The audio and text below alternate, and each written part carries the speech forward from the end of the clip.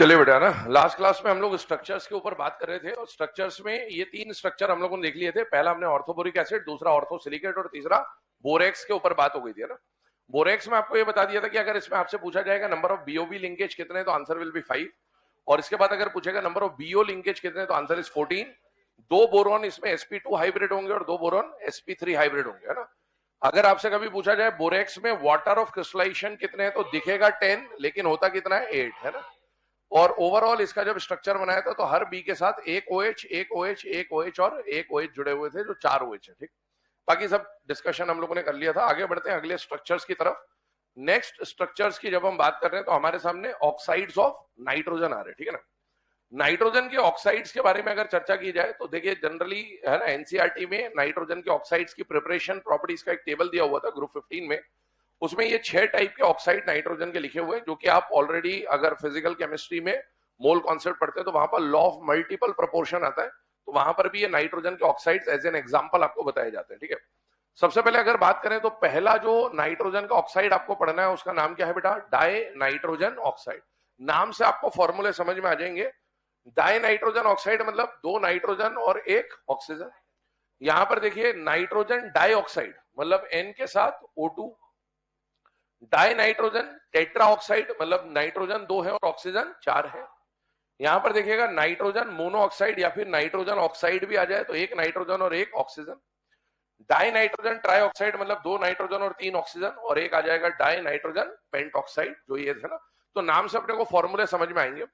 दूसरी बात, यहां पर इससे रिलेटेड क्या क्या क्वेश्चन पूछे जा सकते हैं, तो पहला क्वेश्चन तो आपको फॉर्मूले या नाम पूछा जा सकता है। दूसरा ऑक्सीडेशन स्टेट के बारे में पूछ सकता है। तो N2O में जब आप नाइट्रोजन की स्टेट निकालेंगे तो +1 आ जाएगी। NO में नाइट्रोजन की स्टेट निकालेंगे +2 आ जाएगी। NO2 में नाइट्रोजन का स्टेट निकालेंगे +4। N2O3 में +3। N2O4 में +4 अगेन, और ये N2O5 में +5।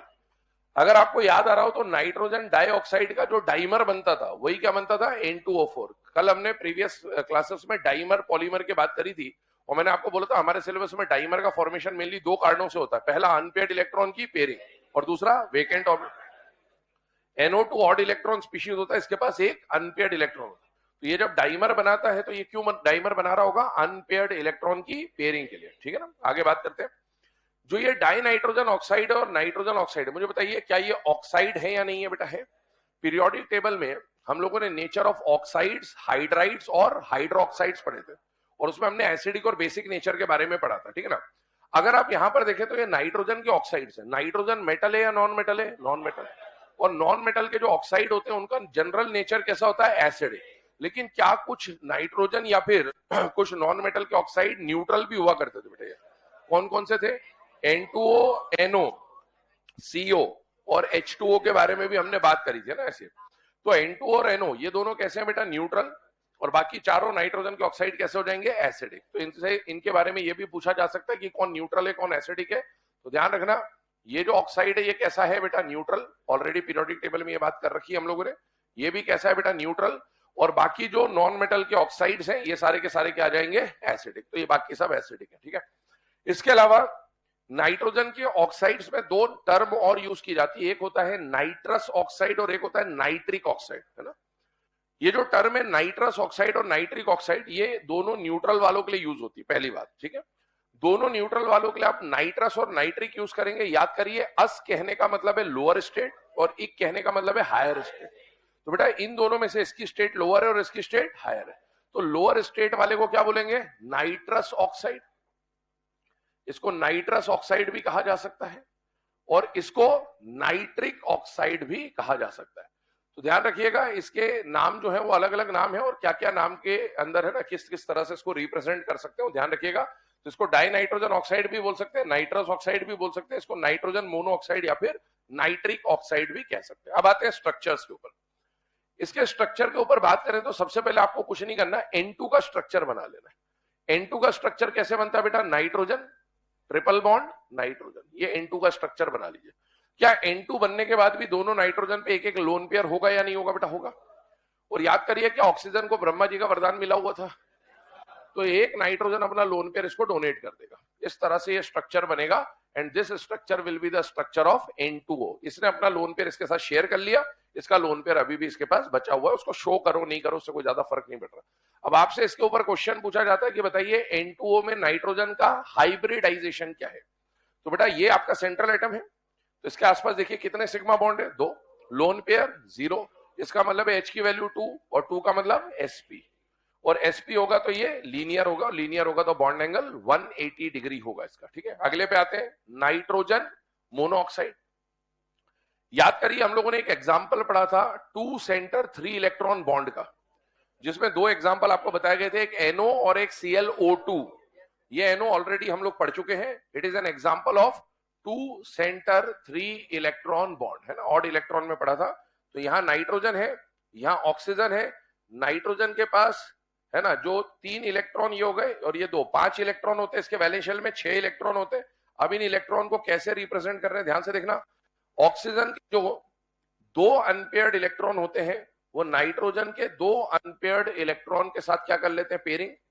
नाइट्रोजन के पास 1 लोन पेयर बचा हुआ है, ऑक्सीजन के पास 2 लोन पेयर अभी बचे हुए हैं, और इसका जो एक और अनपेयर्ड इलेक्ट्रॉन था वो इनमें से किसी एक बॉन्ड में इन्वॉल्व हो जाता है, और इसीलिए इस बॉन्ड को हम लोग क्या बोल देते थे बेटा, 2 सेंटर 3 इलेक्ट्रॉन बॉन्ड, है ना।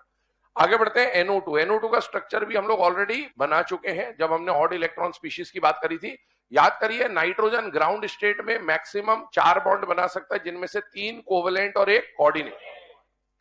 यहां पर नाइट्रोजन की जब आप बात करेंगे तो नाइट्रोजन के आसपास एक डबल बॉन्ड O, एक कोऑर्डिनेट बॉन्ड O, और इसके पास एक ऑड इलेक्ट्रॉन वाला, है ना, लोन पेयर हुआ करता था। याद करिएगा हमने बोला था कि इसका जब आप हाइब्रिडाइजेशन निकालोगे तो ऑड इलेक्ट्रॉन वाला केस आता था। याद करिए 5 + 0, है ना, ये मोनोवेलेंट नहीं है, हाफ B + M - C + लगा रहे, 5 + 0 5, 5 का हाफ किया 2.5, 2.5 आने का मतलब है ऑड इलेक्ट्रॉन है पहली बात। तो अब 2.5 आता था तो राउंड ऑफ करना होता था, या तो लोअर पे या फिर हायर पे। क्या साइड एटम का En ज्यादा है? यस, तो हायर पे राउंड ऑफ हो जाता था, और 2.5 का क्या हो जाता था 3, 3 का मतलब sp2, sp2 मतलब ट्राइगोनल प्लेनर।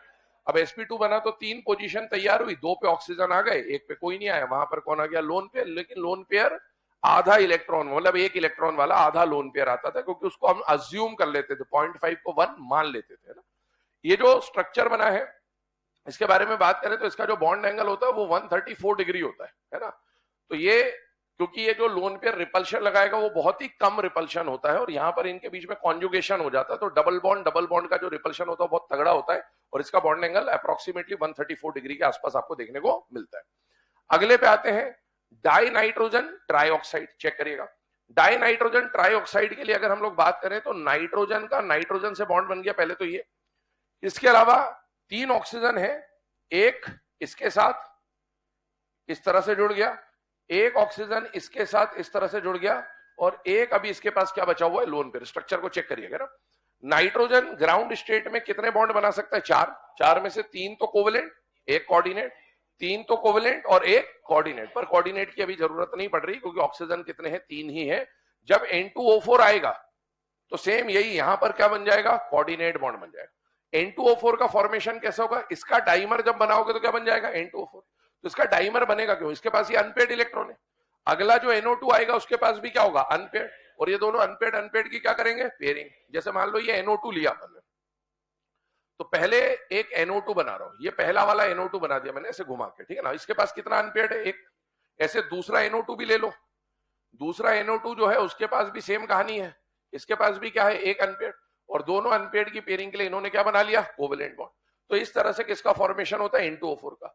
तो इससे आप N2O4 बना लो, और N2O4 में से एक ऑक्सीजन कम कर दो तो ऑटोमेटिकली कौन बन जाएगा, N2O3, या फिर N2O3 बना लो और उसमें एक ऑक्सीजन जोड़ दो तो क्या बन जाएगा, N2O4। अब अगला कौन आ रहा है, N2O5। N2O5 में जो एक ऑक्सीजन है वो इन दोनों के बीच में बैठा दो, बीच में बैठा दोगे तो स्ट्रक्चर क्या बन जाएगा, यहाँ NON टाइप का स्ट्रक्चर बन गया। यहां पर आ गया double bond O, coordinate bond O, यहां पर भी आ गया बेटा डबल बॉन्ड O, और यहां पर भी क्या आ गया बेटा, कोऑर्डिनेट बॉन्ड O। तो this is the structure of N2O5।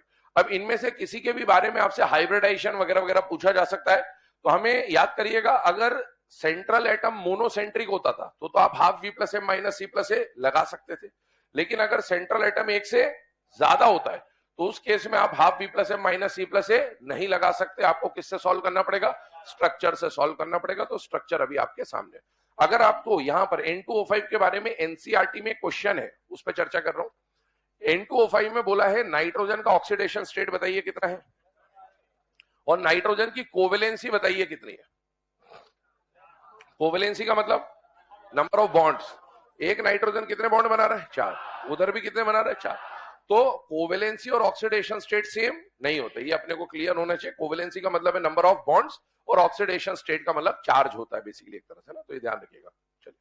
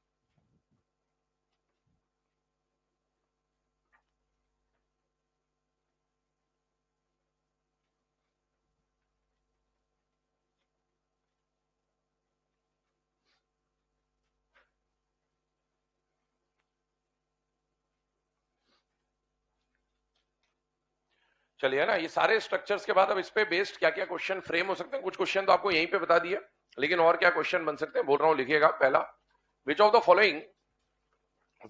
Following compound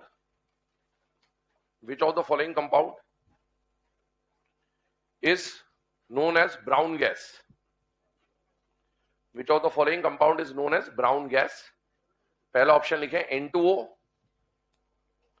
दूसरा ऑप्शन लिखे NO, तीसरा ऑप्शन लिखे NO2, चौथा ऑप्शन लिखे N2O4। करेक्ट आंसर NO2 है ना। भूरिया हम लोग जानते हैं ऑलरेडी, NO2 को भूरिया बोला जाएगा, यही ब्राउन गैस है। अगला क्वेश्चन लिखे, which of the following is known as laughing gas. Which of the following is known as laughing gas. Option यही चारों है।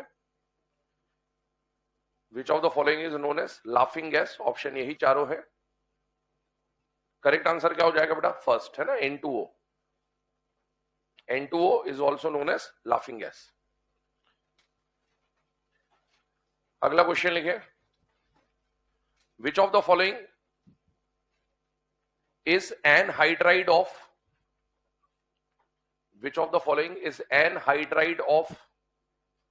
nitrous acid?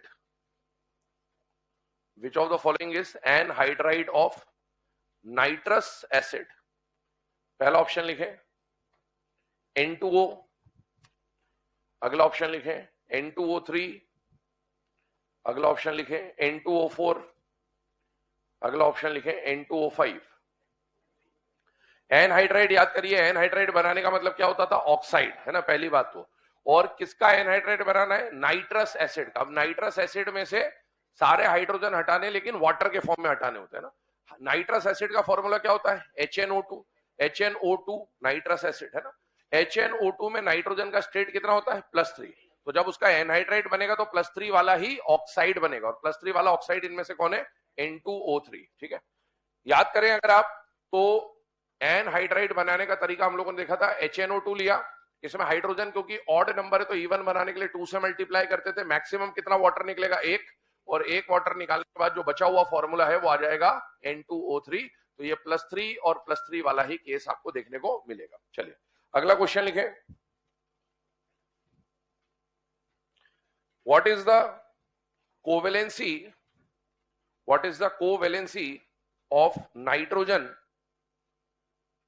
What is the covalency of nitrogen in N2O5? What is the covalency of nitrogen in N2O5? Option लिखिएगा 2, 3, 4, 5। Correct answer is 4, है ना। Oxidation state बोलता तो कितना आ जाता बेटा? +5, और कोवेलेंसी पूछा है तो कितना आ जाएगा? 4, है ना। अगला लिखे, What is the hybridization of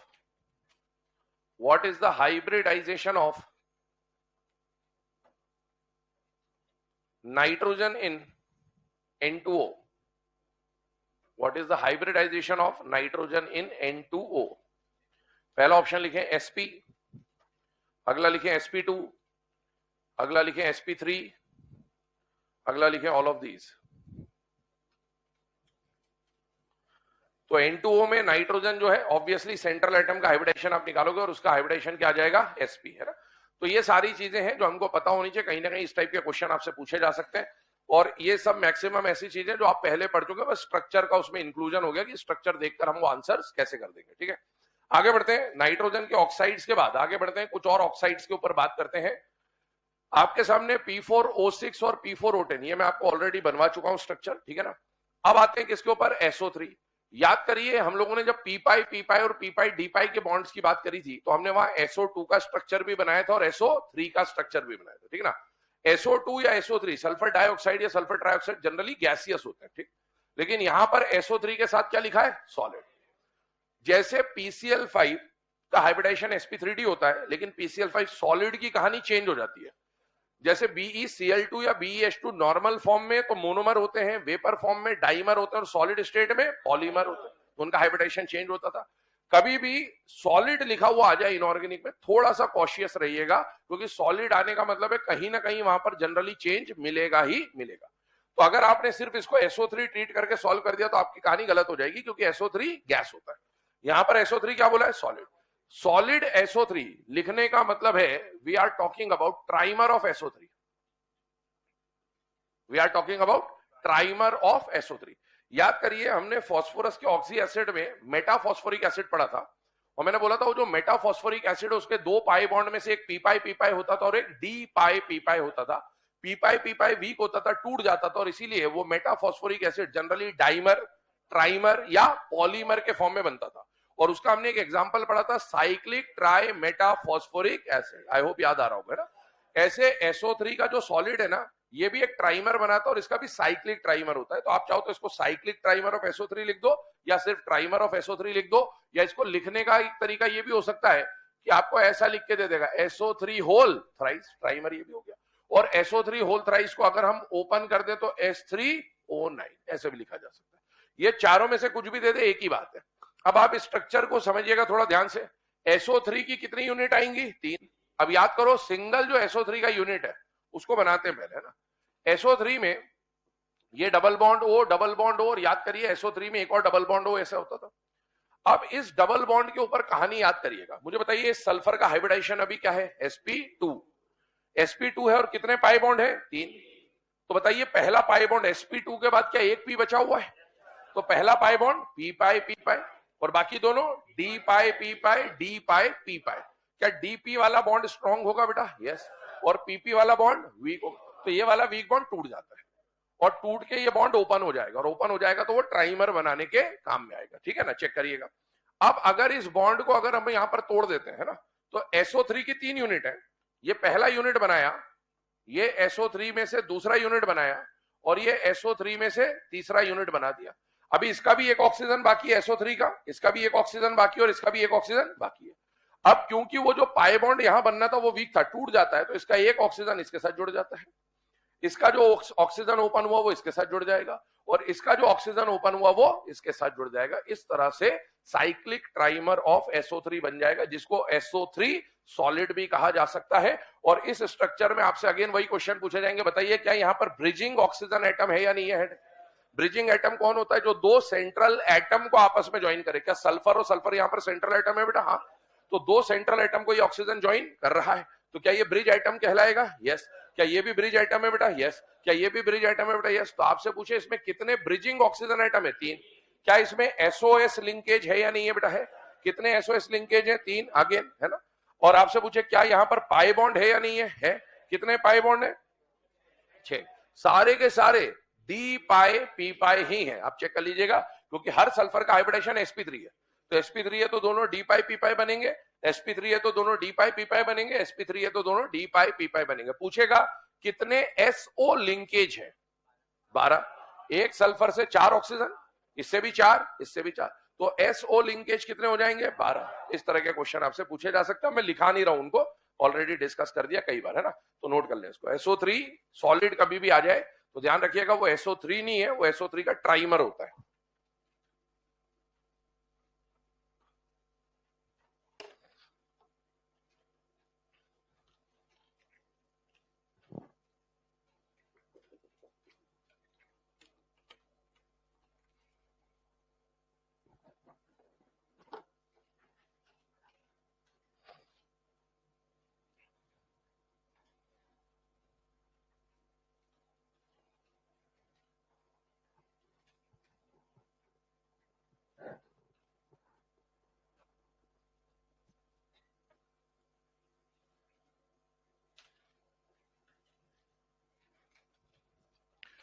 चलिए ना, अब इसके बाद आगे बढ़ते हैं। ये जो हमारे कुछ स्ट्रक्चर्स हैं उनके ऊपर हम लोगों ने डिस्कशन कर लिया, मेनली ये स्ट्रक्चर्स हमको पढ़ने थे। इधर आते हैं अब एलोट्रॉप्स के ऊपर। ठीक है, चलो एक काम करेंगे, एलोट्रॉप्स बाद में आपको पढ़ाऊंगा, पहले कुछ और डिस्कशन इस पे कर लेते हैं। ये कुछ इंपॉर्टेंट रिएक्शंस है ना, इस पे पहले डिस्कशन कर लेते हैं।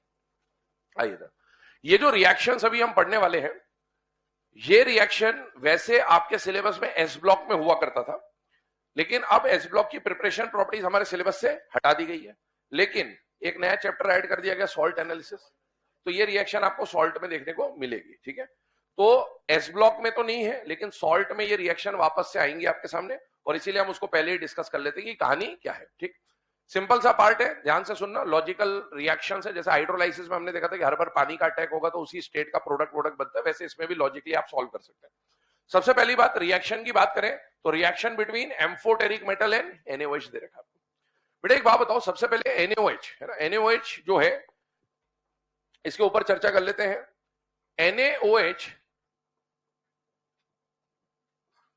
NaOH की अगर हम बात करें, है ना, तो NaOH का नाम क्या हो गया बेटा? Sodium hydroxide. क्या इसके अलावा और कुछ नाम होता है इसका?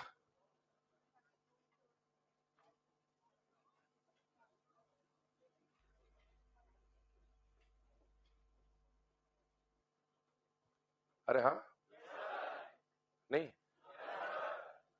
तो बस वो सोडियम हाइड्रोक्साइड करके थोड़ी जाना, घर का भी नाम पता होना चाहिए। तो स्कूल का नाम है सोडियम हाइड्रोक्साइड, घर का चिंटू पप्पू बबलू वो तो पता होना चाहिए ना। तो अगर हम लोग बात करें तो NaOH जो है इसका नाम क्या बेटा? सोडियम हाइड्रोक्साइड, लेकिन इसका एक कॉमन नेम है, वो क्या हो गया बेटा? Caustic soda. अब आपको कॉस्टिक सोडा की जब भी बात है तो समझ में आना चाहिए किसके बारे में बात हो रही है बेटा? NaOH। जैसे CaOH ट्वाइस कैल्शियम हाइड्रोक्साइड, तो अपन उसको स्लेक्ट लाइम बोलते हैं, तो अपने को पता होना चाहिए स्लेक्ट लाइम भी बोला जाता है। CaO आ गया कैल्शियम ऑक्साइड, तो उसको क्विक लाइम बोला जाता है। तो ये कम से कम ये टर्म्स पता होनी चाहिए, ऑलरेडी बता भी रखी है, पर ये टर्म्स कम से कम पता होनी चाहिए। ठीक है ना। अब अगर हम लोग इसके बारे में बात करें तो NaOH जो है ना, मुझे बताइए ये एसिड है या बेस है? क्या ये हाइड्रोक्साइड है? मेटल का हाइड्रोक्साइड है या नॉन मेटल का? Metal hydroxide are basic in nature, तो ये एक बेस की तरह काम करेगा। और है ना, इतना आपको पीएच वीएच के बारे में पता होता है कि ये बहुत ही बढ़िया बेस होता है। जैसे HCl बहुत ही स्ट्रॉन्ग एसिड होता है, वैसे NaOH बहुत ही स्ट्रॉन्ग बेस होता है। तो पहली बात हमको ये पता होनी चाहिए कि NaOH is a strong base. अब ये जो रिएक्शन आपके सामने आ रही है ना, ये लगभग एसिड बेस रिएक्शन टाइप की कैटेगरी होती है। कौन सी कैटेगरी होती है? एसिड बेस की। आपको NaOH दिया, NaOH देखते ही आपके दिमाग में चमकना चाहिए कि बेस के बारे में बात कर रहा है, और बेस की रिएक्शन या तो एसिड से होगी या एम्फोटेरिक चीज से होगी, क्योंकि एम्फोटेरिक वो होता है जो एसिड से भी रिएक्शन कर ले और बेस से भी रिएक्शन। ये रिएक्शन आप 10th क्लास में भी पढ़ चुके होते हैं। जिंक की और एल्यूमिनियम की NaOH के साथ रिएक्शन सोडियम जिंकेट और सोडियम एल्यूमिनेट बनता है, वही वाली रिएक्शन से बेसिकली। ध्यान सुनिएगा, NaOH जो है इसको आज से हम लोग बोलेंगे कौशिक दा।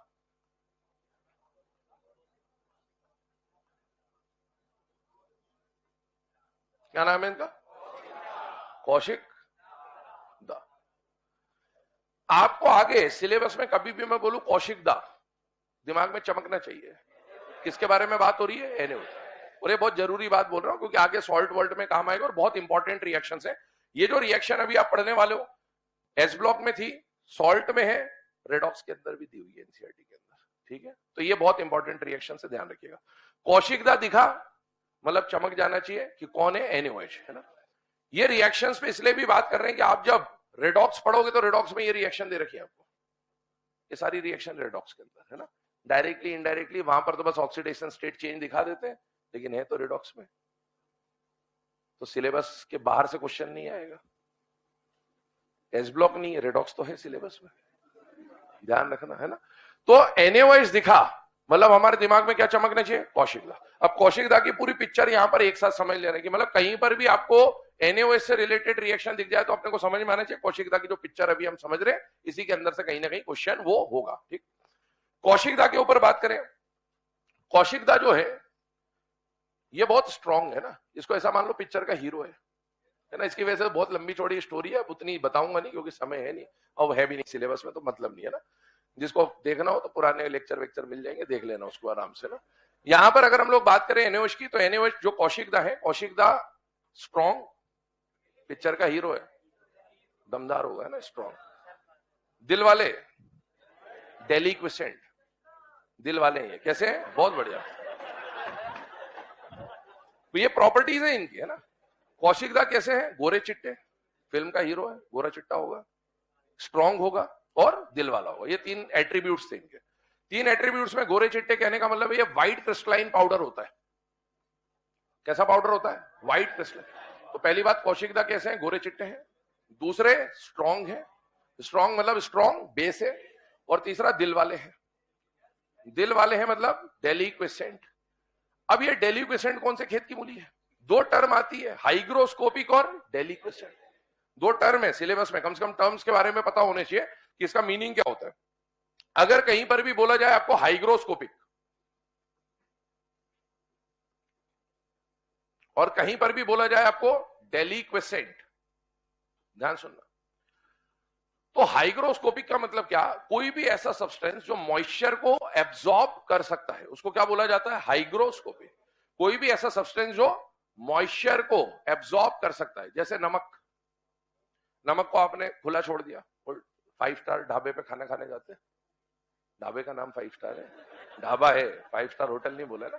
5 स्टार ढाबे पे खाना खाने जाते हैं तो वहां पर वो टेबल पर रखा, मेस में 5 स्टार ही अपनी सबकी मेस भी है तो वहां पर टेबल पे नमक रखा रहता है, कई बार कटोरी में रखा रहता है, कई बार डब्बे में रखा रहता है। आप देखते होंगे जब ह्यूमिड मौसम होता है तो वो गीला हो जाता है, उसमें मॉइस्चर एब्सॉर्ब हो जाता है। तो बेसिकली वो यही प्रॉपर्टी है ना, जो भी चीज मॉइस्चर को एब्सॉर्ब कर ले एटमॉस्फेयर से उसको हम लोग क्या बोल सकते हैं? हाइग्रोस्कोपिक। हाइग्रोस्कोपिक चीज वो है जो एटमॉस्फेयर से मॉइस्चर को क्या कर ले? एब्सॉर्ब कर ले, और मॉइस्चर एब्सॉर्ब करके गीला हो जाए, ऐसी चीजों को क्या बोला जाएगा? हाइग्रोस्कोपिक। दूसरी बात आती है डेलिक्विसेंट। डेलिक्विसेंट का मतलब क्या? सुनिएगा ध्यान से। वही सब्सटेंस है ना, मान लीजिए इसने एटमॉस्फेयर से मॉइस्चर एब्सॉर्ब किया, अभी लिखा दूंगा मैं डेफिनेशन वगैरह, सुन लीजिए अभी, है ना। इसने मॉइस्चर एब्सॉर्ब करा, मॉइस्चर एब्सॉर्ब करके गीला हो गया। दो चीजें होती है, एक तो मॉइस्चर एब्सॉर्ब करके गीला हो गया और रिएक्शन रुक गई, और एक हुआ कि मॉइस्चर एब्सॉर्ब करके गीला हो गया लेकिन उसके बाद भी मॉइस्चर एब्सॉर्ब किए जा रहा है, किए जा रहा है, किए जा रहा है। तो एक लंबे समय के बाद ये मॉइस्चर एब्सॉर्ब करते करते गीला होने के बजाय इसका सॉल्यूशन बन जाए, क्योंकि मॉइस्चर लगातार एब्सॉर्ब कर रहा है। तो ऐसा सब्सटेंस जो मॉइस्चर एब्जॉर्ब करते करते गीला होने पे ना रुके, उसका क्या बना ले? सॉल्यूशन। ऐसी चीज को क्या बोलते हैं? डेलिक्वेसेंट। जो चीज डेलिक्वेसेंट है वो हाइग्रोस्कोपिक भी होगी, क्योंकि गीला तो ये भी हुआ था, लेकिन जो हाइग्रोस्कोपिक है वो डेलिक्वेसेंट नहीं होगा। ये बात ध्यान रखना, ऑलवेज वाली कहानी नहीं होती। जैसे आपको मेटलर्जी में पूरा एक स्टेटमेंट 10th क्लास से पढ़ते हो, all ores are minerals but all minerals are not ore, वैसी वाली कहानी है ना। ठीक है, आइए तो पहले इसके टर्म्स की डेफिनेशन या मीनिंग लिखा देता हूं आपको, क्योंकि ये टर्म्स पता होनी चाहिए। पहला लिखिएगा हाइग्रोस्कोपिक, लिखिएगा those substances which absorb moisture and become wet, those substances which absorb moisture and become wet। तो जो भी सराउंडिंग से मॉइस्चर एब्जॉर्ब करके गीला हो जाए, ऐसी चीजों को या ऐसे सब्सटेंस को या कंपाउंड को हम लोग क्या बोलेंगे बेटा? Hygroscopic. those substances which absorb moisture and become wet। अगला लिखें डेलिक्वेसेंट। डेलिक्वेसेंट की बात करें तो डेलिक्वेसेंट कौन है? those substances which absorb moisture from the atmosphere,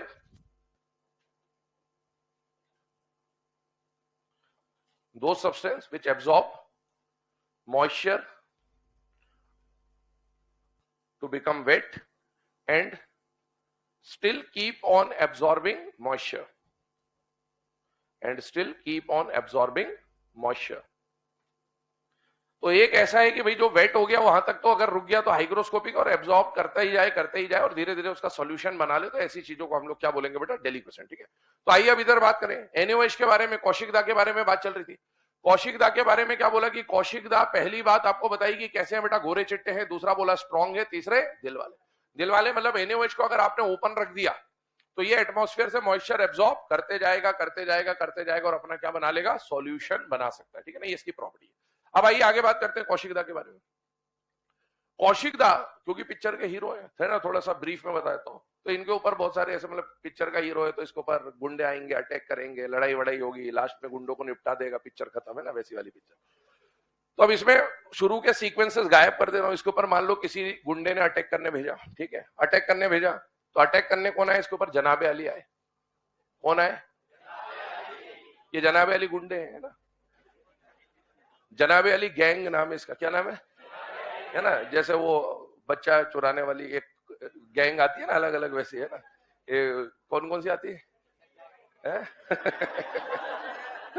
बोल रहा है चड्डा गैंग। हाँ, वो कच्चा बनियान गिरोह था एक, है ना वैसे। हाँ सही बोल रहा तू। तो ऐसे मान लो कोई गिरोह है ना, तो ये मान लो कौन सी गैंग है? जनाबे अली गैंग, है ना। तो पिक्चरों में आप देखते हो वो साउथ वाउथ में खूब सारे आ जाते हो, वो चाकू वाकू लेके, वैसे उस टाइप का। तो एक गैंग को भेजा गया कि बोले जाओ कौशिकदा को निपटा के आ जाओ। कौशिकदा कैसे स्ट्रॉन्ग है ना। अब अपना हीरो तैयार बैठा, उसको मालूम है अटैक तो हो गई होगा, क्योंकि हीरो पिक्चर का तो कोई तो अटैक करने आएगा, ठीक है ना। दिल वाले भी थे तो अटैक तो होना ही है ना। अब आगे नहीं हो। अब आगे सुनो, अब बस ठीक है, इधर देखो। अब इसमें अगर आगे की कहानी समझे तो जनाबे अली गैंग कहने का मतलब है, जब भी मैं जनाबे अली गैंग बोलूंगा तो आपको समझ में आना चाहिए हम लोग किसके बारे में बात करेंगे? Amphoteric metal. कहीं पर भी जनाबे अली गैंग आ जाए तो कौन आएगा? Amphoteric metal.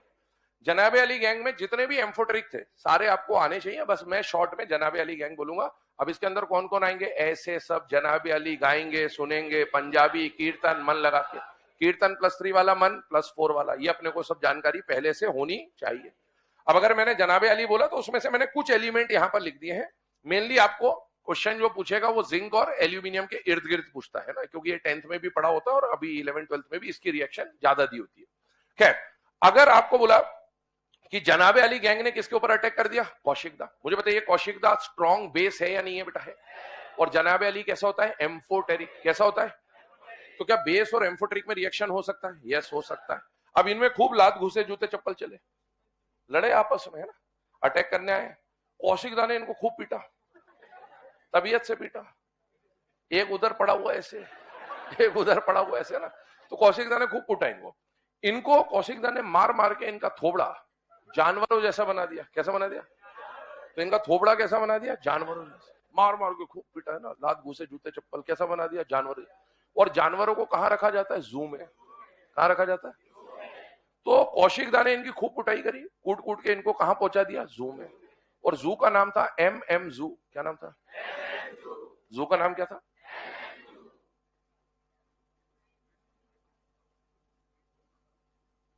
MM। अब ये जो MM जू लिखा है ये एक हिंट देने के लिए आपको,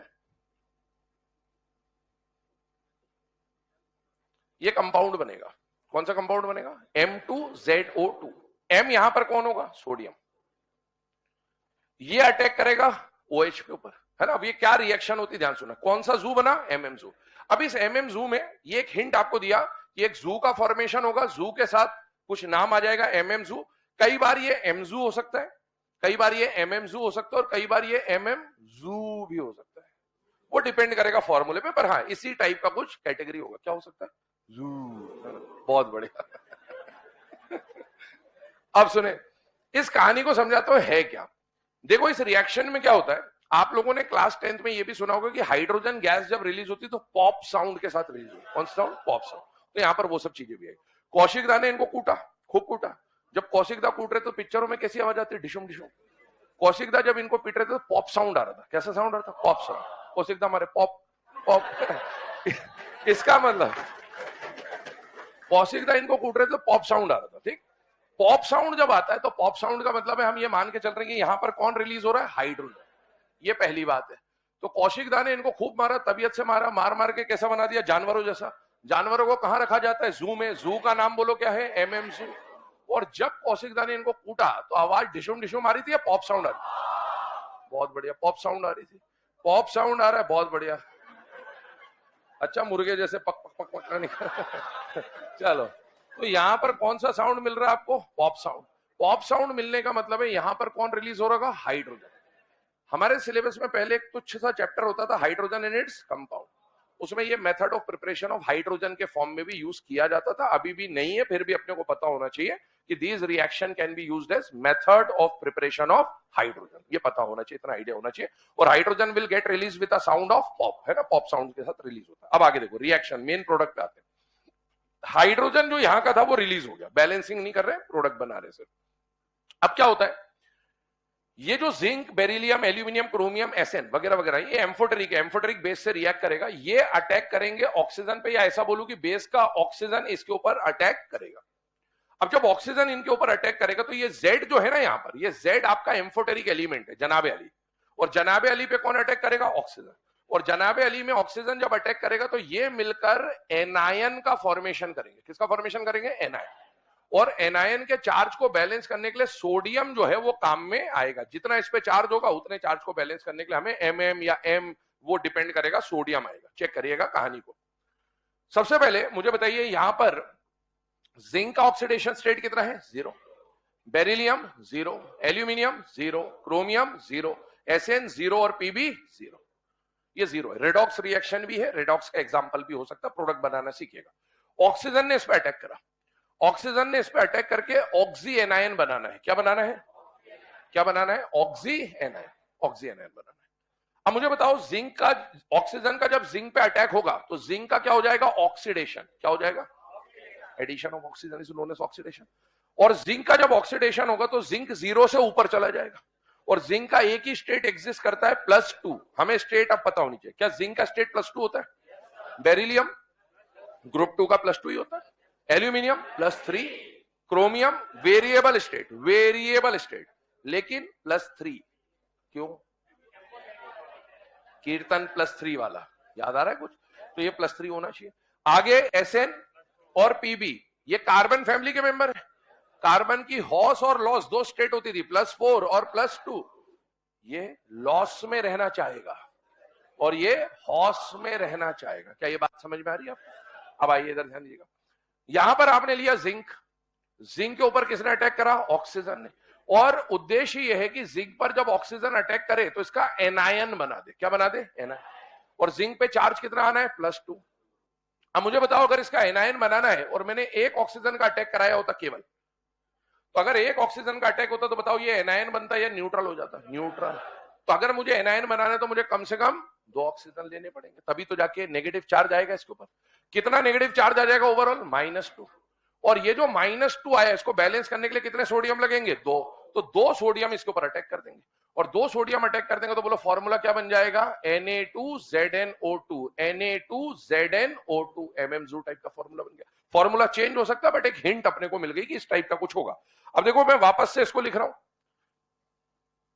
सबसे पहले जिंक के ऊपर है +2, जिंक के +2 के ऊपर ऑक्सीजन ने अटैक करा, इतने ऑक्सीजन का अटैक कराने के ओवरऑल माइनस आ जाए। एक ऑक्सीजन से माइनस नहीं आ पाएगा क्योंकि ये +2 और ये -2 है, तो एक और ऑक्सीजन लाए। अब एक और ऑक्सीजन लाए तो ओवरऑल पे -2 आएगा। -2 को बैलेंस करने के लिए कितने सोडियम लगेंगे? 2।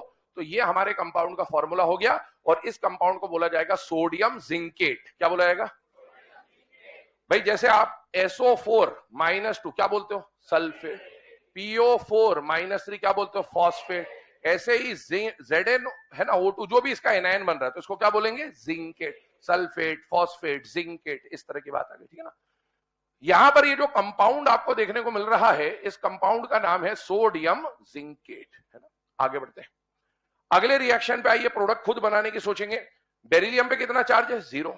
और बेरिलियम पे ऑक्सीजन का अटैक करके इसका एनायन बनाना है। क्या बनाना है? अब सोचिए, यहां पर मान लीजिए मैंने बेरिलियम लिखा, तो बेरिलियम पे चार्ज कितना हो जाएगा? +2। अब +2 पे ऑक्सीजन का अटैक कराना है। क्या एक ऑक्सीजन आने पर इस पे माइनस आएगा? क्या नहीं। कितने ऑक्सीजन लाने पड़ेंगे? 2। अगर मैं 2 ऑक्सीजन लाता हूं तो ओवरऑल पे -2 आ जाएगा। -2 को बैलेंस करने के लिए कितने सोडियम लगेंगे? 2। तो कंपाउंड का फॉर्मूला बन जाएगा Na2BeO2। ऊपर वाले का नाम था सोडियम जिंकेट, इसका नाम होगा सोडियम बेरिलेट। बेरिलियम से बना हुआ है तो नाम हो जाएगा सोडियम बेरिलेट।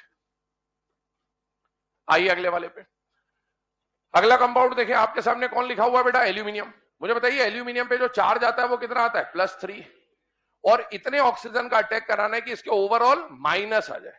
मुझे बताओ, अगर मैं एक ऑक्सीजन लाता हूं तो क्या माइनस आएगा? क्या, बल्कि अभी तो प्लस है।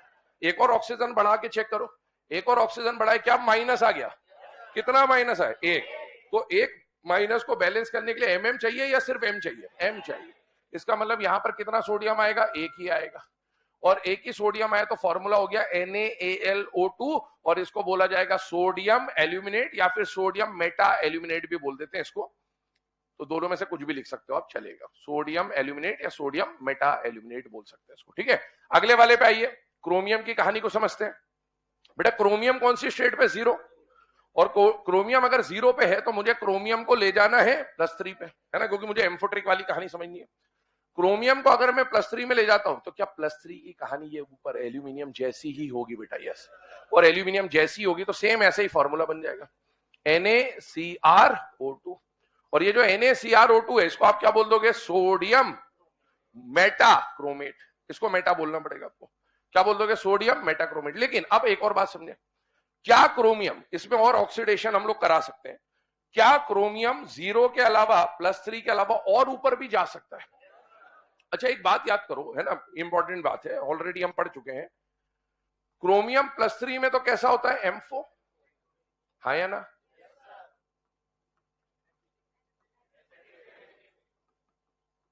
याद आ रहा है कुछ? तो क्या एम्फोटेरिक बेस से रिएक्ट कर सकता था? और क्या एसिड भी बेस से रिएक्ट कर सकता है? तो ये भी रिएक्ट कर सकता है। अगर ये रिएक्ट करेगा +3 वाला तो प्रोडक्ट कौन बनेगा? ये। लेकिन अगर मैं +6 वाला क्रोमियम रिएक्ट कराने ले आऊं तो प्रोडक्ट +3 वाला नहीं बनेगा। कौन बनेगा? +6 वाला। चेक करें, इसकी 2 रिएक्शन हो सकती है। तो मैं सेकंड वाले पे ले जा रहा हूं क्योंकि हमें उसी कंपाउंड को D एंड F ब्लॉक में पढ़ना है। D एंड F ब्लॉक में हम लोग पोटेशियम परमैंगनेट पढ़ेंगे और सोडियम डाइक्रोमेट या सोडियम क्रोमेट पढ़ेंगे। तो मैं क्रोमेट पे ले जा रहा हूं, मेटा पे नहीं रोक रहा हूं। चेक करिएगा, अगर मान लीजिए यहां पर मैं क्रोमियम को 0 से कहां ले जाता हूं? +6। तो मुझे बताओ, क्रोमियम जब +6 में जाएगा तो क्रोमियम कैसे बिहेव करेगा? एसिड की तरह, एसिडिक नेचर। क्या एसिड और बेस में भी रिएक्शन हो सकती है? यस। एसिड बेस में रिएक्शन होगी तो सॉल्ट का फॉर्मेशन होगा और उस बार क्रोमियम कौन सी स्टेट में आ जाएगा? +6। अब अगर +6 में तो वही कॉन्सेप्ट वही है, ऑक्सीजन का अटैक कराओ जब तक एनायन ना बन जाए। मुझे बताइए, अगर मैंने यहां पर 1 ऑक्सीजन रखा तो क्या एनायन बनेगा? नहीं। 2 रखा तो एनायन नहीं बनेगा। 3 रखा तो भी एनायन नहीं बनेगा। 4 रखते ही एनायन। अब 4 रखते ही एनायन बना तो कितना चार्ज आया? -2। और -2 को बैलेंस करने के लिए कितने सोडियम चाहिए? 2। फॉर्मूला बन जाएगा Na2CrO4। अपने हाईएस्ट स्टेट में इक एसिड बनता है और इक एसिड का आयन 8 बनता है। ये सब अपने हाईएस्ट पे तो है, तो 8 हाईएस्ट पे है, 8 हाईएस्ट पे है, 8।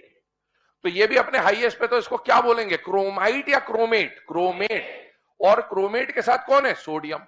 तो बोलिए नाम क्या हो जाएगा, सोडियम क्रोमेट, ये इसका नाम हो जाएगा।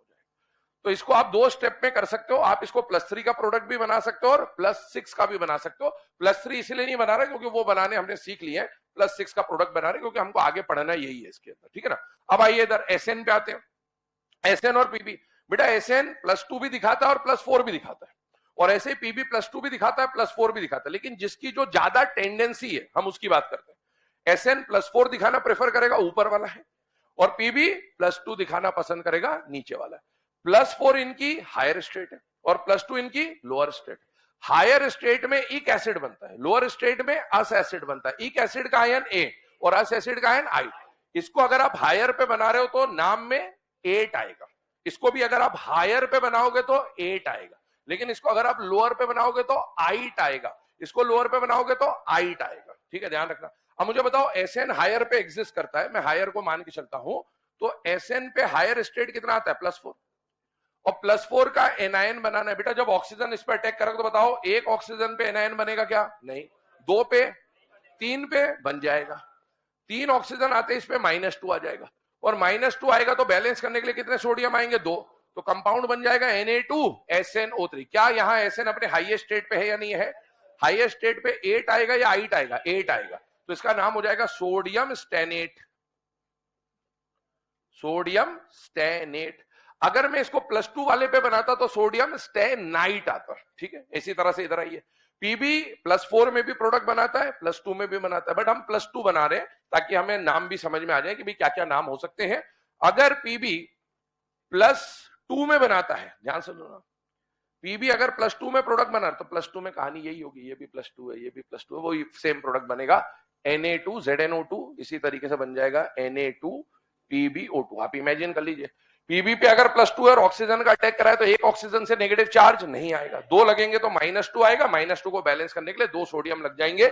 इस कंपाउंड में पीबी +4 में है या +2 में है, +4 होता तो 8 आता, हायर स्टेट, तो एक एसिड का आयन 8 होता, और +2 में इसका अस एसिड बनेगा, अस एसिड का आयन 8 आएगा, तो इसको प्लम्बेट बोलेंगे या प्लम्बाइट बोलेंगे, प्लम्बाइट, तो इसका नाम हो जाएगा सोडियम प्लम्बाइट। छापिए पहले इन रिएक्शन को, फिर आगे बात करते हैं।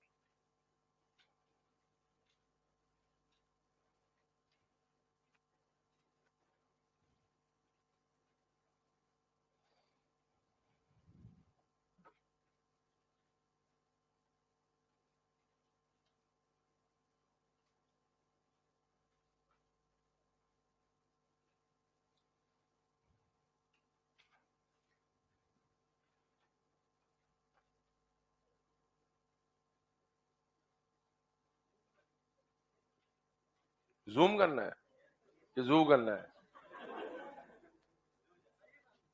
सही है, दिख रहा होगा भाई, चश्मा लगवाओ बेटा।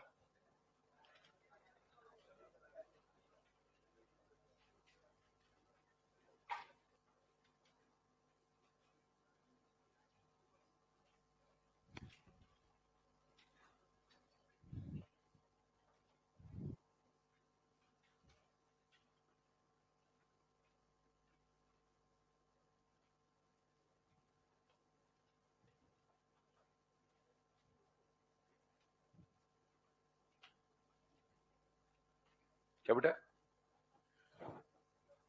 बना सकता है, बना सकता हूं, क्योंकि SN और PB जो है इनके लिए हम लोगों ने जब एम्फोट्रिक पढ़ा था तब भी पढ़ा था कि इनका +2 भी एम्फोट्रिक होता है और इनका +4 भी एम्फोट्रिक होता है, तो दोनों में कर सकते हैं रिएक्शन।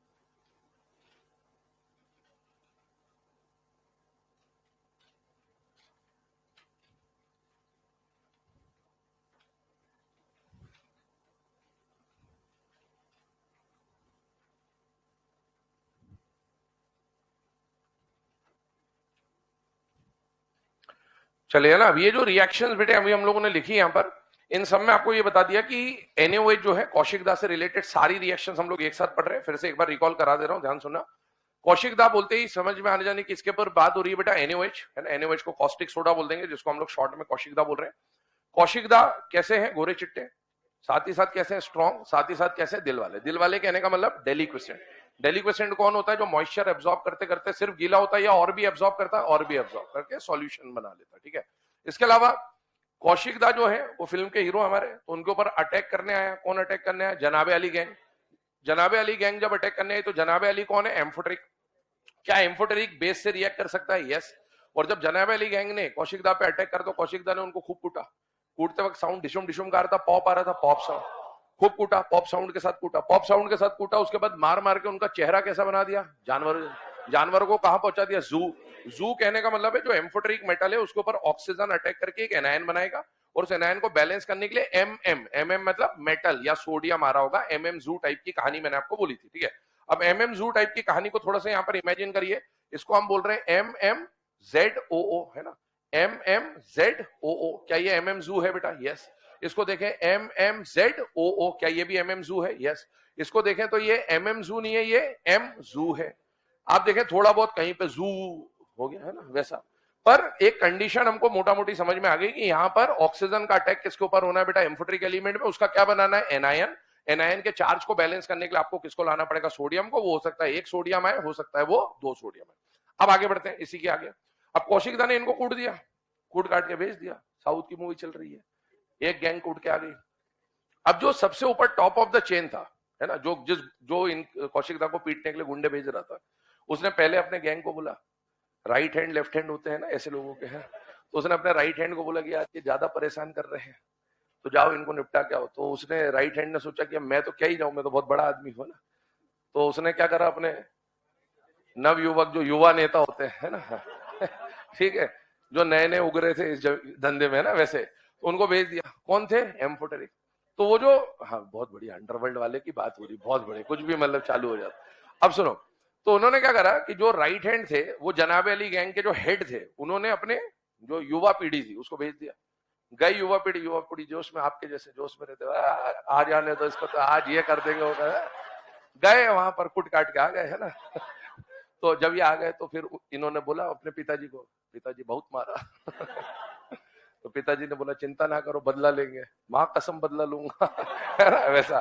तो बदला लेने के लिए अब ये तो कुट के आ गए युवा नेता, अब कौन जाएंगे? इनके खानदान वाले, जो बड़े वाले सुपीरियर थे, है ना।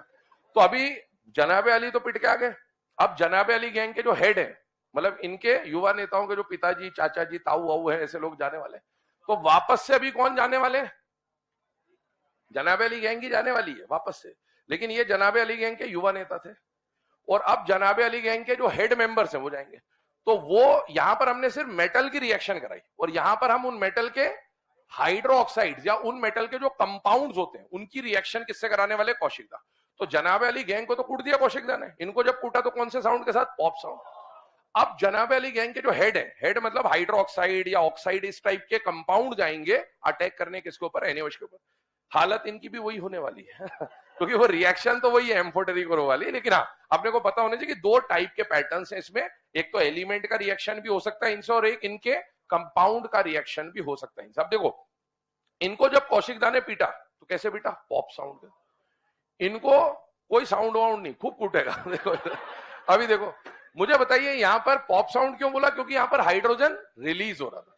यहां पर इन रिएक्शन में हाइड्रोजन रिलीज नहीं होगा। क्यों नहीं होगा, यहां पर भी OH है और यहां पर भी OH है, तो इसमें H2 अलग से रिलीज होता है। यहां पर क्या होगा, इसका OH इसके OH के साथ जुड़ जाएगा, तो इसीलिए H2 अलग से रिलीज करने की जरूरत नहीं है, हाइड्रोक्साइड का फॉर्म ही बनेगा। चेक करिएगा क्या कहना चाह रहा हूं, इस H2 को भूल जाइए और इस पैटर्न को फॉलो करिएगा। मुझे बताइए यहां पर जिंक का स्टेट कितना है, +2, एल्यूमिनियम का स्टेट कितना है, +3। इनमें से भी किसी का हाइड्रोक्साइड दे देता तो यही रिएक्शन होगी, लेकिन जिंक और एल्यूमिनियम दो मोस्ट इंपॉर्टेंट है तो हम उसको समझ ले रहे हैं, ठीक है। अब सोचिए क्या ये एम्फोटेरिक है या नहीं है, और एम्फोटेरिक का रिएक्शन बेस के साथ, एम्फोटेरिक का रिएक्शन बेस के साथ रिएक्शन होगा तो कौशिकदा इनको कूटेगा। अब आपको करना वही है, एनायन बनाना है। यहां पर एनायन ऑक्साइड के फॉर्म में बना था, यहां पर एनायन हाइड्रोक्साइड के फॉर्म में बनेगा। कौन से फॉर्म में बनेगा, हाइड्रो। अब मुझे बताइए जिंक के ऊपर कितना चार्ज है, +2। अब इसके ऊपर O का अटैक नहीं कराना है, OH का अटैक कराना है। किसका अटैक कराना है, OH, क्योंकि यहां पर इसका OH है और यहां पर भी OH है। OH का अटैक करा तो मुझे बताओ जिंक के ऊपर अगर मैंने कितने OH लगाऊं कि इसके ओवरऑल नेगेटिव आ जाए, क्या 2 OH पे नेगेटिव आएगा, क्या 3 पे आएगा तो सही, लेकिन हमें हाइड्रोजन ऐसे लेने जो इवन नंबर हो। क्या लेने हैं, क्योंकि हमको इसमें से मॉइस्चर पानी निकालना पड़ेगा बाद में, है ना, जैसे एनहाइड्राइड में हम इवन बनाते हैं तो 3 पे नेगेटिव आ तो जाता, लेकिन हमें हाइड्रोजन की क्वांटिटी इवन रखनी है। तो मुझे बताइए कितने OH लाने पड़ेंगे, 4 OH लाते ही क्या इस पूरे के ऊपर -2 आ जाएगा, और -2 को बैलेंस करने के लिए कितने mm लगेंगे, 2। तो इसका जो लास्ट कंपाउंड बनेगा वो बनेगा Na2ZnOH4। अभी जो Na2ZnOH4 है, ध्यान से देख रहे हैं ना, हमने ये जो Na2ZnOH4 बनाया इसको लिखने का तरीका समझिएगा। हमने लिख तो दिया कि Na2ZnOH4 का फॉर्मेशन यहां पर हो गया, ठीक है। इसमें से मुझे बताओ क्या वाटर आप निकाल सकते हो, कितने वाटर निकाल सकते हो, 2 मैक्सिमम। 2 वाटर निकाल दो, 2 वाटर निकाला तो क्या आ जाएगा, .2H2। और बताओ बचा हुआ फॉर्मूला चेक करिए, Na2Zn, क्या यही बन गया, बिल्कुल कहानी सेम है। आप कौशिकदा के ऊपर जनाबे अली के युवा नेताओं का अटैक करो या उनके बाप दादाओं का अटैक करो, कहानी वही होने वाली है। बस फर्क यह है कि ये एनहाइड्रस बनेगा और ये हाइड्रेटेड बनेगा, और उस हाइड्रेटेड को आप अगर मॉइस्चर हटा दोगे तो वापस से किस में कन्वर्ट हो जाएगा, एनहाइड्रस में। तो इसको लिखने का तरीका ऐसा भी हो सकता है और ऐसा भी हो सकता है। इस कंपाउंड को क्या नाम दिया जाएगा, बोलो, सोडियम जिंकेट। ये भी जिंकेट ही है। जब हम लिखते हैं ना कि उसको भी जिंकेट लिखते हैं और इसको भी जिंकेट लिखते हैं तो बच्चा सोचता है यार वो तो ऑक्साइड है, ये तो हाइड्रोक्साइड है, ये भी ऑक्साइड है, बस ये हाइड्रेटेड फॉर्म है, तो इसको भी सोडियम जिंकेट ही लिखा जाएगा। तो आप इसमें कंफ्यूज मत होना, दोनों का ही नाम सेम होता है, उसका नाम भी सोडियम जिंकेट है और इसका नाम भी सोडियम जिंकेट है, बस फर्क ये है कि वो एनहाइड्रस है और ये हाइड्रेटेड फॉर्म है। आगे बढ़िए, एल्यूमिनियम पे बात कर रहे हैं, चेक करिएगा, रिएक्शन थोड़ा सा नीचे लिख दे रहा हूं। एल्यूमिनियम पे कितना चार्ज है, +3। अब मुझे बताओ ये सिंपल मेटल है, हाइड्रोक्साइड है, हाइड्रोक्साइड, तो हाइड्रोक्साइड पे जब OH अटैक करेगा तो ऑक्साइड वाला एनायन नहीं बनाना है, हाइड्रोक्साइड वाला एनायन बनाना है। यहां पर कोई पॉप साउंड वॉप साउंड नहीं आएगा, ठीक है। अब मुझे बताओ इसके ऊपर कितने OH का अटैक कराऊं कि इस पे नेगेटिव चार्ज आ जाए, 4। और वो क्या 4 जो नंबर है वो इवन भी है, हाँ, तो इवन नंबर ऑफ OH लाने हैं विद नेगेटिव चार्ज। कितना माइनस आएगा, 1, और 1 माइनस को बैलेंस करने के लिए कितना सोडियम लगेगा, 1 ही लगेगा। तो इस कंपाउंड का फॉर्मूला बन जाएगा NaAlOH4। इसको जैसे इसको सोडियम मेटा एल्यूमिनेट बोला या एल्यूमिनेट बोला, इसको भी सोडियम एल्यूमिनेट या मेटा एल्यूमिनेट बोला जाएगा, क्योंकि आप देखिए इसमें से आप मैक्सिमम कितने वाटर निकाल पाओगे, 2 वाटर निकाल दो, बचा हुआ फॉर्मूला क्या बन जाएगा, NaAlO2, वही फॉर्मूला बन के आएगा बेटा। तो आप इसको भी मेटा एल्यूमिनेट या एल्यूमिनेट बोल सकते हो। तो ये रिएक्शन है, बस फर्क इतना है, नॉर्मल एलिमेंट में पॉप साउंड रिलीज होता है और ऑक्साइड वाला एनायन बनता है, और जब हाइड्रोक्साइड लोगे तो पॉप साउंड रिलीज नहीं होगा, हाइड्रोक्साइड में हाइड्रोक्साइड वाला ही एनायन बन जाएगा। नोट कर लीजिए,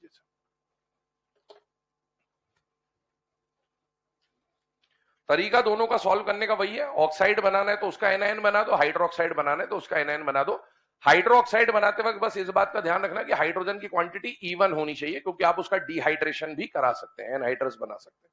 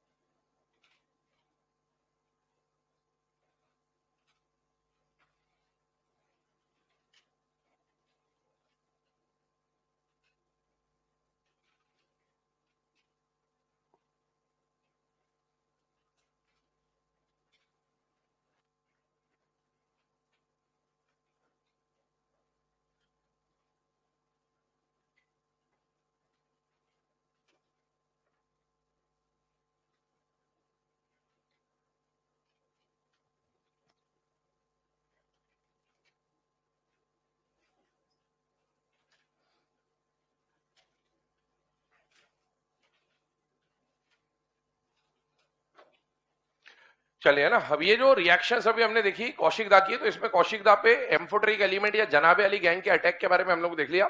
जब अटैक करेगा तो अगर सिंपल एलिमेंट आ रहा है तो वही जिंकेट बेरिलेट प्लम्बेट, यहां पर भी जिंकेट बेरिलेट प्लम्बेट बनेंगे, वहां पर पॉप साउंड के साथ रिलीज होगा, यहाँ विदाउट पॉप साउंड रिलीज होगा। ठीक है ना, आगे बढ़ते हैं।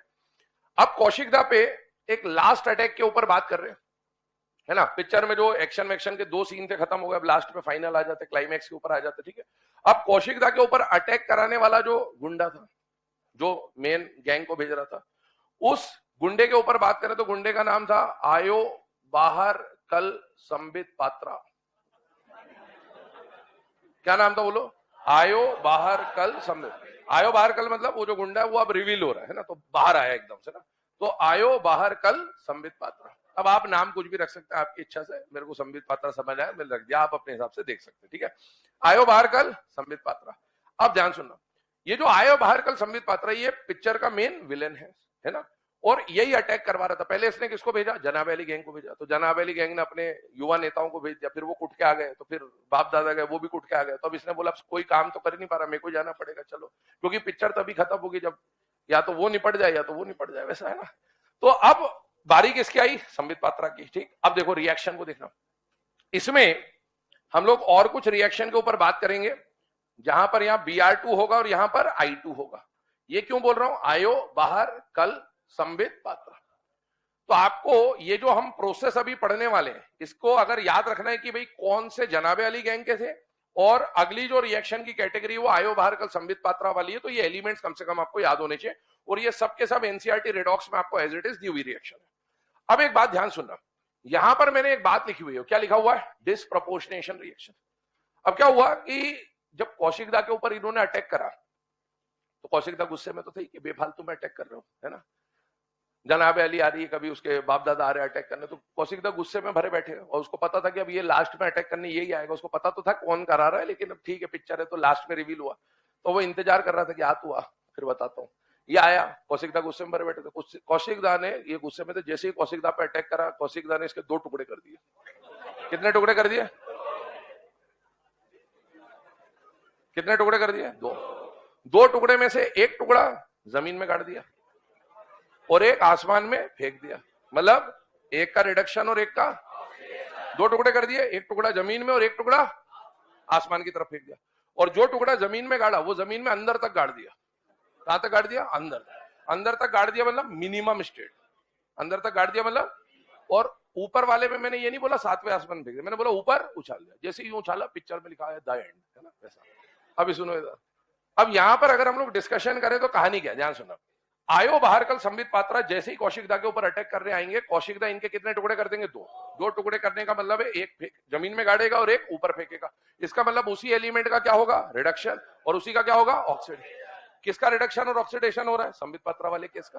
तो मतलब ये जो एलिमेंट आ रहे हैं अटैक करने, इन्हीं का रिडक्शन होगा, इन्हीं का ऑक्सीडेशन होगा, मतलब इनका क्या होने वाला है? डिसप्रपोर्शनेशन।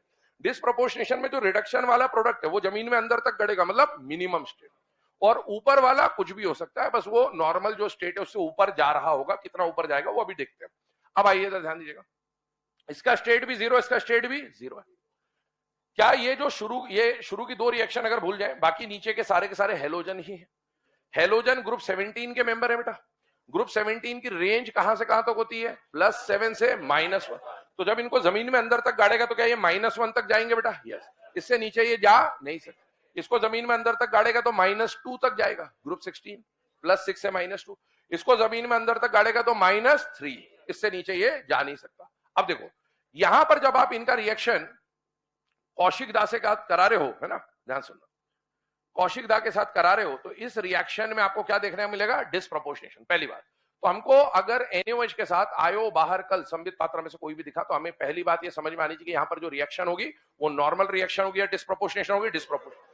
मैंने आपको पहले भी बोला, सिलेबस में कहीं पर भी डिस्प्रपोर्शनेशन आ जाता है तो वो बाय डिफॉल्ट इंपॉर्टेंट रिएक्शन बन जाती है, क्योंकि मेनली आपको एग्जाम में डिस्प्रपोर्शनेशन से रिलेटेड ही क्वेश्चन पूछा जाएगा। अब आइए इधर, अब दो टुकड़े करने हैं, दो टुकड़े में से एक टुकड़ा कहां पर गाड़ना है? जमीन में अंदर तक गाड़ना है। ध्यान सुनना, इसके प्रोडक्ट देखिएगा क्या लिख रहा हूं। एक प्रोडक्ट लिख रहा हूं PH3, इसका प्रोडक्ट लिख रहा हूं Na2S, इसका प्रोडक्ट लिख रहा हूं बेटा NaCl, इसका प्रोडक्ट लिख रहा हूं बेटा NaCl, इसका प्रोडक्ट लिख रहा हूं बेटा NaBr, और इसका प्रोडक्ट लिख रहा हूं बेटा NaI। चेक करिएगा, ये प्रोडक्ट लिखा मैंने। अब इन प्रोडक्ट को जरा ध्यान से देखिएगा, यहां पर स्टेट पहचानना है ना आपको, प्रोडक्ट ऐसे अलग से रटने की जरूरत नहीं है आपको, सिर्फ वो डिस्प्रपोर्शनेशन वाली जो बात बताइए कि मिनिमम गड़ जाएगा और एक ऊपर फेंका जाएगा, बस उस स्टेट को देखना है, क्योंकि प्रोडक्ट तो लिखे हुए आएंगे। अब चेक करिए, क्या यहां पर फॉस्फोरस में, फॉस्फीन में फॉस्फोरस का स्टेट -3 है बेटा? यस। Na2S में सल्फर का स्टेट -2, NaCl में -1, NaCl पे -1, NaBr में -1, NaI पे -, ठीक है। इसकी दो रिएक्शन है यहाँ, cold and dilute and hot and concentrated, इस पे बाद में बात करेंगे। अभी इसको हम थोड़ी देर के लिए हटा देते हैं, बाकी सब पे डिस्कशन करते हैं, फिर इसको अलग से कंसीडर करेंगे ना। मुझे बताओ, क्या फॉस्फोरस अपने मिनिमम पे पहुंच गया? यस।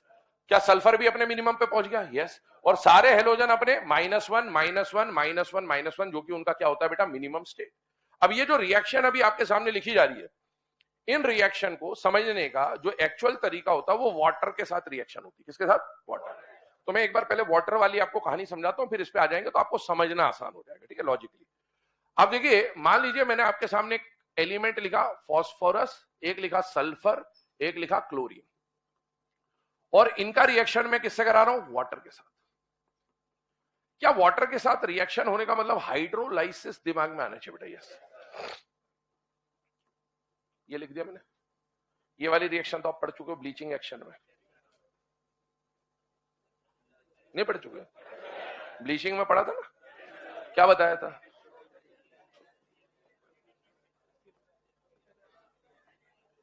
ये तो प्रोडक्ट है। तो आप जब इसको दो हिस्सों में तोड़ दोगे तो ये टूट जाता था HCl और HOCl में, ऐसे टूट जाता था। ऐसे इसके ऊपर जब वाटर का अटैक होता है ना, तो इसके जो दो प्रोडक्ट मिलते हैं, वो दो प्रोडक्ट में से एक प्रोडक्ट मिलता है H2S और एक प्रोडक्ट मिलता है H2S2O3। पहले मैं प्रोडक्ट लिख दूं फिर जनरलाइज करता हूं। इसका जो एक प्रोडक्ट मिलता है वो मिलता है PH3 और एक प्रोडक्ट मिलता है H3PO2। अब जरा इन प्रोडक्ट को देखिएगा, जनरलाइज कर रहा हूं, कहानी क्या है। अब देखो यहां पर ये जो एलिमेंट है ये कौन सी स्टेट में? जीरो, आयो बारकल संबित पात्र। NaOH की तरह ट्रीट करिएगा, NaOH और H2 में ज्यादा फर्क नहीं है, HOH है तो वाटर है, H को हटा के Na लगा दूंगा तो NaOH बन जाएगा, बस इतना ही चेंज होगा। तो पहले वाटर समझ लेते हैं, ठीक है। आइए तो देखिए, जब इसके ऊपर वाटर का अटैक हुआ तो वाटर की प्रेजेंस में इसका क्या हो जाएगा? डिस्प्रपोर्शनेशन। इसका भी क्या हो जाएगा? डिस्प्रपोर्शनेशन। इसका भी क्या हो जाएगा? डिस्प्रपोर्शनेशन। और डिस्प्रपोर्शनेशन होकर दो प्रोडक्ट मिलेंगे, एक प्रोडक्ट मिलेगा मिनिमम स्टेट वाला। कौन से स्टेट वाला? मिनिमम, जो अभी मैंने आपको बताया। और दूसरा प्रोडक्ट जो हवा में उछालेंगे ना, वो प्रोडक्ट, ध्यान सुनना, वो प्रोडक्ट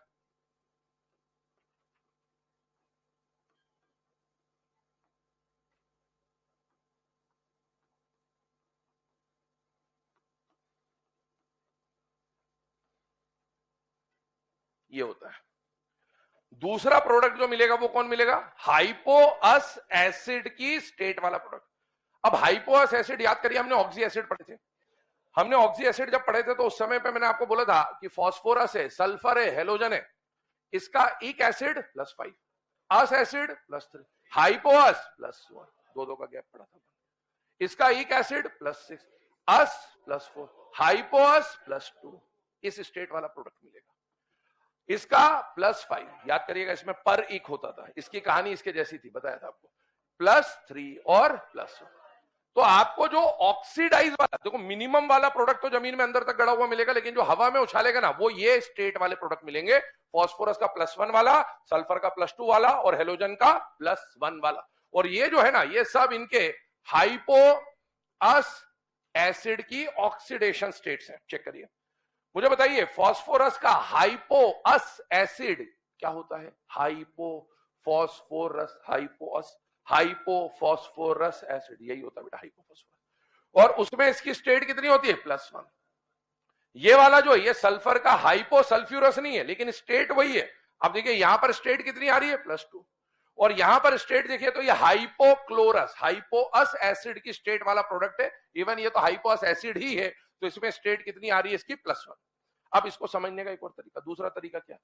जितना रिड्यूस हुआ उतना ही ऑक्सीडाइज हुआ, जितना रिड्यूस हुआ, इन दो पे ये लग जाता है, इस पे नहीं लगता, ये याद करना पड़ेगा। दो तरीके हैं, या तो ये याद कर लो और या फिर ये याद कर लो। और ये बहुत इंपॉर्टेंट रिएक्शन है पहली वाली। कई बार मतलब अगर आपने बोर्ड एग्जाम्स दिए होंगे ठीक ठाक से तो method of preparation of phosphine है बेटा, ये बहुत बार पूछा जा चुका क्वेश्चन है। खैर ठीक है, अपन ने देखा जितना रिड्यूस हुआ तो मिनिमम वाला प्रोडक्ट और हाइपोअस एसिड की स्टेट वाला प्रोडक्ट। अब हाइपोअस एसिड की स्टेट आपको पता होनी चाहिए, रिएक्शन रटना नहीं है, आपको एग्जाम में लिखा हुआ आएगा तो आपको सिर्फ प्रोडक्ट दिख रहे हैं। अब क्या हुआ, ध्यान सुनो। अब हमने वाटर के बदले यहां पर जो प्रोडक्ट ले लिया, वो प्रोडक्ट क्या ले लिया? NaOH। मतलब हाइड्रोजन हटाना है और Na लगाना है। लेकिन मुझे बताओ ये NaOH एसिडिक है या बेसिक है? बेसिक। अब बेस से रिएक्ट नहीं करेगा, लेकिन बेस एसिड से रिएक्ट कर सकता है। अब सुना, यहां पर आप NaOH ले जाओ, NaOH ले जाओ, ये बेसिक होता है बेटा फॉस्फीन। तो ये बेसिक है, ammonia lone pair, PH3 lone pair, Lewis base है। बेस से रिएक्ट नहीं करेगा, तो यहां NaOH इससे रिएक्ट नहीं करेगा, इसीलिए ये प्रोडक्ट जैसा है वैसे ही रहेगा। लेकिन क्या ये एसिडिक है? और जब आप NaOH ले जाओगे तो NaOH इससे रिएक्ट करेगा और एसिड और बेस के रिएक्शन से सॉल्ट बनेगा। मुझे बताओ इसकी बेसिसिटी कितनी होती है? एक्सेप्शनल थी 1, इसका बेसिसिटी 1 होता है। तो इसमें से कितने H+ निकल सकते हैं? एक, और एक H+ निकलेगा और एक Na बैठ जाएगा, और एक Na बैठ जाएगा तो बोलो प्रोडक्ट क्या बन जाएगा? NaH2PO2, ये प्रोडक्ट बनेगा। अच्छा मुझे बताओ H3PO2 का नाम क्या होता है? बोलो, अब नाम याद हो नहीं, ऐसे चुपचाप बैठे रहने से कुछ नहीं होने वाला।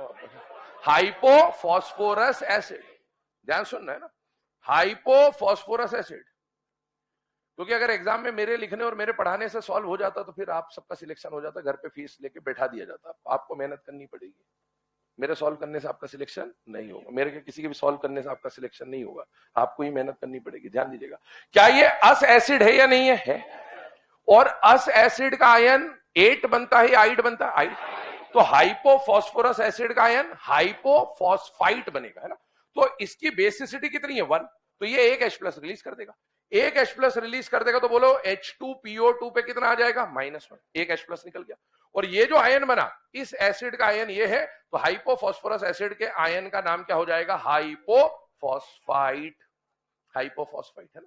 अब आप देखिए यहां पर ये जो H2PO2 पे -1 है और इसके साथ Na+ जुड़ गया तो ये हो गया हाइपोफॉस्फाइट, और ये कौन है? सोडियम। तो इस कंपाउंड का नाम हो जाएगा सोडियम हाइपोफॉस्फाइट। अब एग्जाम में नाम पूछ लिया तो वही निपट गया, आधे क्या 90% जनता साफ है। ये बनेगा सोडियम हाइपोफॉस्फाइट। अब इस रिएक्शन को इधर देखिएगा, फॉस्फोरस का रिएक्शन जब NaOH के साथ करा तो मैंने बोला एक प्रोडक्ट तो मिनिमम वाला बनेगा और एक हाइपोअस एसिड वाला बनेगा। और फास्फोरस का हाइपोअस एसिड कौन बन रहा था? H3PO2। अब ये जो H3PO2 बन रहा था, इसके ऊपर जब NaOH ने अटैक करा तो इसका एक हाइड्रोजन, क्योंकि बेसिसिटी इसकी 1 ही है, तो एक हाइड्रोजन हटेगा और एक Na बैठ जाएगा।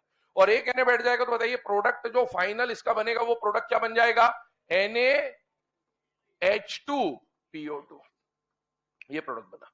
अब आपको तो प्रोडक्ट की सिर्फ स्टेट याद करनी है वैसे, लेकिन प्रोडक्ट बन कैसे रहा वो पूरा फॉर्मेशन आपको बताया। मिनिमम पे जाएगा और हाइपोअस एसिड वाला स्टेट का प्रोडक्ट बनेगा। और इस कंपाउंड का नाम बोलिए क्या है? Sodium hypophosphite, sodium hypophosphite. आगे बढ़े अगली केस पे, चेक करिएगा। यहां पर मैंने बोला ये H2S बना और यहां पर क्या बना, H2S2O3। याद करिए, इसका नाम बता सकते हो, thiosulphuric. Very good, this compound is known as thiosulphuric acid.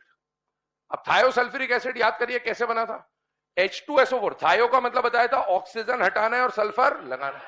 H2SO4 था, एक ऑक्सीजन हटा के एक सल्फर लगा दिया था, और ये वो वाला है जहां पर दोनों सल्फर का हाइब्रिडाइजेशन अलग अलग था, +2 -2 आया था, ये वो वाला केस है ना।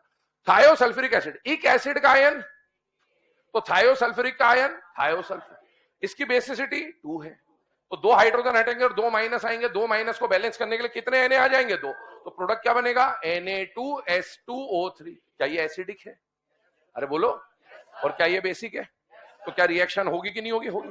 तो 2 हाइड्रोजन हटेंगे और 2 Na बैठ जाएंगे, और 2 Na बैठ जाएंगे तो बेटा यहां का जो प्रोडक्ट बनेगा वो प्रोडक्ट बनेगा Na2S2O3, और यहां पर सल्फर का स्टेट आप निकालेंगे तो +2 है, जो कि हाइपोअस एसिड वाली स्टेट है, और इस कंपाउंड का नाम, एक एसिड का आयन 8, थायोसल्फ्यूरिक का आयन थायोसल्फेट, और उसके साथ कौन जुड़ रहा है बेटा, सोडियम, तो इस कंपाउंड का नाम हो जाएगा सोडियम थायोसल्फेट। आगे सुनिएगा, यहां पर चेक करना, मैंने आपको बोला था ये बेसिक है, तो बेस बेस के साथ रिएक्ट नहीं कर रहा है, लेकिन इसके साथ रिएक्ट हो गया था, इसके साथ रिएक्ट हो गया।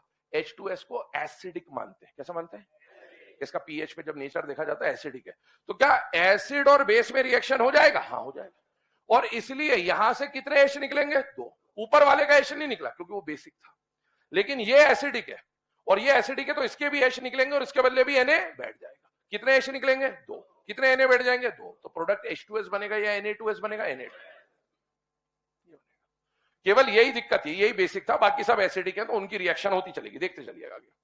यहां पर आइए, Cl2 का रिएक्शन वाटर से करा रहे हो, ये आ रहा है HCl, ये आ रहा है HOCl, इसको तो अच्छी तरीके से आप जानते हो एसिडिक है ना, इनमें तो फिर भी कंफ्यूजन होता है आपको, ये कैसा है, एसिडिक। अब मुझे बताओ, अगर एसिडिक और NaOH का अटैक करा तो क्या NaOH इनसे रिएक्ट करेगा कि नहीं करेगा, करेगा। इसमें से कितना हाइड्रोजन निकलेगा, 1, तो 1 Na बैठ जाएगा NaCl, और यहां पर इसकी बेसिसिटी 1 है, तो 1 H हटेगा और 1 Na बैठ जाएगा, तो यहां क्या बनेगा, NaCl, और यहां क्या बनेगा, NaOCl। आइए प्रोडक्ट देखिए, NaCl प्लस NaOCl, ये प्रोडक्ट बन गया। और ये जो रिएक्शन चल रही है बेटा, इस रिएक्शन में यहां पर क्लोरीन पे कितना चार्ज आ रहा है, +1, ये हाइपोअस एसिड के स्टेट वाला प्रोडक्ट है। मुझे बताइए HOCl का नाम क्या था, हाइपोक्लोरस एसिड, अस एसिड का आयन आइट, तो हाइपोक्लोरस का आयन हाइपोक्लोराइट, और उसके साथ कौन जुड़ जाएगा, सोडियम, तो कंपाउंड का नाम क्या बन जाएगा, सोडियम हाइपोक्लोराइट, सोडियम हाइपोक्लोराइट। और इसको ब्लीचिंग में भी हमने पढ़ा था, ये वाली तो क्लोरीन की ब्लीचिंग यही तो थी, Cl2 का पानी से रिएक्शन करा था, HCl, HOCl टूटकर नेसेंट ऑक्सीजन देता था, वही वाली रिएक्शन है और कुछ भी नहीं। इसको चौथी वाली रिएक्शन को भी साइड में रखते हैं, पांचवें और छठी पे चलते हैं। पांचवें और छठी की रिएक्शन बिल्कुल ऐसी होगी, सेम है ना, Cl2 Br2 I2, एक ही थाली की कहानी है इनकी। अब आप देखो, यहां पर भी इसका क्या हो रहा था बेटा, डिस्प्रोपोर्शनेशन, यहां पर भी इसका क्या हो रहा है बेटा, डिस्प्रोपोर्शनेशन, यहां पर भी इसका क्या हो रहा है, डिस्प्रोपोर्शनेशन। तो इन दोनों में भी आपको क्या देखने को मिलेगा, डिस्प्रोपोर्शनेशन, और क्या देखने को मिलेगा, डिस्प्रोपोर्शन। प्रोडक्ट सोचिएगा, जिस स्टेट में एलिमेंट है उससे मिनिमम वाला प्रोडक्ट और हाइपोअस वाला प्रोडक्ट, या फिर पहली वाली रिएक्शन को भूलकर बाकी सब में जितना रिड्यूस हुआ उतना ही ऑक्सीडाइज हुआ। तो इसमें रिड्यूस कितना हुआ, 1, तो ऑक्सीडाइज भी कितना होगा, 1, तो एक ऑक्सीडाइज वाला प्रोडक्ट, जैसे ये NaOCl बना, यहां क्या बन जाएगा, NaOBr, और यहां पर क्या बन जाएगा, NaOI। हम लोग प्रोडक्ट बनाना सीख ले रहे हैं यहां पर, लेकिन आपको प्रोडक्ट बनाने से ज्यादा कोई मतलब है नहीं, आपको सिर्फ स्टेट पहचाननी आनी चाहिए, और उसके लिए वही तरीका है कि जितना रिड्यूस हुआ उतना ऑक्सीडाइज कर दो, या फिर मिनिमम स्टेट और हाइपोअस एसिड की स्टेट वाला प्रोडक्ट आपके दिमाग में होना चाहिए।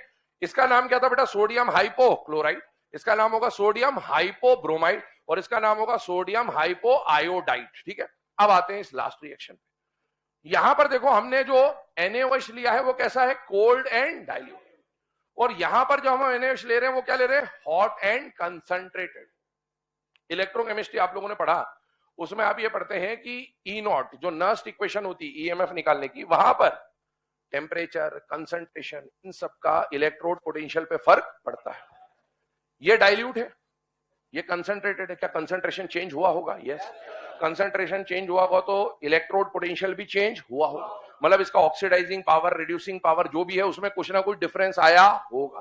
अब देखो एनसीईआरटी के अंदर रिडॉक्स चैप्टर के अंदर एक बात लिखी हुई, उसको पहले मैं बता देता हूं क्योंकि उसी से ये कहानी होगी। वो कहानी है क्या, चेक करिएगा ना। यहां पर अभी जो हमने देखा कि बेटा Cl2 को जब आप बेसिक मीडियम में ले जा रहे हो, बेसिक मीडियम मतलब NaOH या H2O, तो हमने बोला इसका क्या हो जाएगा, डिस्प्रोपोर्शनेशन। डिस्प्रोपोर्शनेशन होके जितना रिड्यूस हुआ उतना ही ऑक्सीडाइज हुआ, ये प्रोडक्ट बन गया Cl माइनस और OCl माइनस। ये वाली बात लिखिए, Cl माइनस और OCl वाला है ना, ये वाला केस। OCl पे ओवरऑल कितना आएगा, माइनस। इसको देख के कंफ्यूज मत होना, O पे -2 है, Cl पे दोनों के ऊपर ओवरऑल, ये ध्यान रखना है ना। ये जो बना इस पे प्लस है और इस आयन को बोलते हैं, ये वाले OCl माइनस को हाइपोक्लोराइड बोला जाता है ना।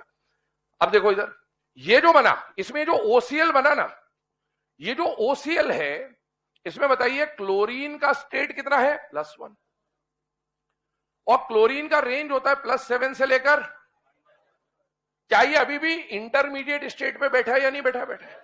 इंटरमीडिएट में बैठा है तो ये अनस्टेबल है, अभी भी डिस्प्रोपोर्शनेट हो सकता है। और इसके लिए एनसीईआरटी रेडॉक्स में आपको दे रखा है कि इसको अगर आप इसको बेसिक मीडियम में ले गए तो ये दोनों मिलेगा। इसका तो अब आगे फर्दर डिस्प्रोपोर्शनेशन पॉसिबल नहीं है क्योंकि तो मिनिमम पे बैठा हुआ है। लेकिन ये जो है ना, इसका अगर आप वापस से इसको बेसिक मीडियम में ले जाते हो, ये फर्दर डिस्प्रोपोर्शनेट होता है और फर्दर डिस्प्रोपोर्शनेट होकर ये कन्वर्ट होगा मिनिमम पे और अब अपने से ऊपर जाएगा। ऊपर जाने पे ये इसमें कन्वर्ट होगा। हेलोजन के 4 ऑक्सी एसिड, हाइपोहेलस, हेलस, हेलिक, हेलिक। तो हेलिक इसका पेरेंट है तो ये पेरेंट वाले में कन्वर्ट होता है और ये आ गया +5, इसमें कन्वर्ट हो जाता है। और जब ये इसमें कन्वर्ट होता है तो यही रिएक्शन अब अपने को काम में आने वाली है, चेक करिएगा। जब आपने कोल्ड एंड डाइल्यूट NaOH लिया तो NaCl और NaOCl बना, लेकिन अब आपने क्या ले लिया, हॉट एंड कंसंट्रेट। तो पहले इसको कोल्ड एंड डाइल्यूट की तरह ट्रीट करो। कोल्ड एंड डाइल्यूट लेते तो प्रोडक्ट जो ऊपर बना है वही बनता, लेकिन क्या अगर आपके केमिकल की रिएक्टिविटी बढ़ चुकी है तो क्या वो इसको फर्दर डिस्प्रोपोर्शनेट कर सकता है, यस। और जब ये फर्दर डिस्प्रोपोर्शनेट होगा तो ये 2 हिस्सों में डिस्प्रोपोर्शनेट होगा, एक तो बनाएगा Cl माइनस और एक बनाएगा ClO3 माइनस। एक तो ये बनाएगा Cl माइनस, मतलब यही प्रोडक्ट बनेगा तो उसको अलग से नहीं लिख रहे, और एक एक इसमें कन्वर्ट हो जाएगा ClO3 माइनस। तो बेटा ये वाला जो प्रोडक्ट है, this product gets converted into NaClO3 और यहां पर Na पे प्लस है और इस पे माइनस है ओवरऑल। और अगर क्लोरीन की स्टेट की बात करें तो क्लोरीन का स्टेट कितना है, +5।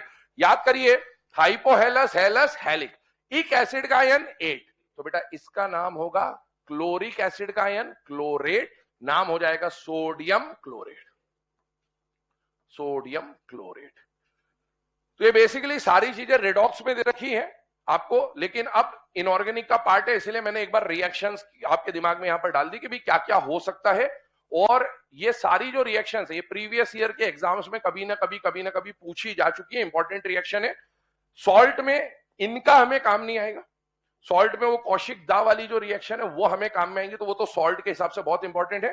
लेकिन ये क्योंकि एनसीईआरटी रेडॉक्स में दे रखा है और बाई चांस वहां से पूछ लिया फिर आप सोचोगे कहां से आ गई रिएक्शन, इसलिए एक बार इसको बता दिया। होल सोल इसका कहानी क्या है कि जब भी आप आयो बाहर कल, सुन लो इधर ध्यान से, आयो बाहर कल संबित पात्रा का रिएक्शन कौशिकदा से कराओगे, कितने टुकड़े हो जाएंगे, 2 में से एक टुकड़ा जमीन में अंदर तक। आपको प्रोडक्ट याद नहीं करना, आपको सिर्फ स्टेट ध्यान रखनी है। अंदर तक मतलब हेलोजन जो है वो -1 पे जाएगा, सल्फर -2 पे जाएगा, फास्फोरस -3, और एक स्टेट हवा में उछालेगा। हवा में उछालने वाला जो प्रोडक्ट होगा वो हाइपोअस, तो फास्फोरस का हाइपोअस +1, सल्फर का हाइपोअस +2 और हेलोजन का हाइपोअस +1, फास्फोरस जैसे ही होता है। और एक ये अलग से रिएक्शन है hot and concentrated. Hot and concentrated में क्या होगा, ये जो बना है इसका फर्दर डिस्प्रोपोर्शनेशन होगा और +1 से ये जाएगा -1 पे और +5 पे, ये प्रोडक्ट बनता है ना, तो नोट कर लीजिए इसको। ये रिएक्शन रटने मत बैठना, इनका सिर्फ वो बस आपको जो कॉन्सेप्ट बताया कि मिनिमम स्टेट और हाइपोअस स्टेट वाला प्रोडक्ट, ये 2 चीजें अपने को दिमाग में रखनी है कि इनकेस कभी बाय चांस सिलेबस से बाहर, बहुत ही ज्यादा बाहर जाके उसने क्वेश्चन पूछ लिया तो क्योंकि इंपॉर्टेंट रिएक्शन इसलिए जानकारी में होनी चाहिए।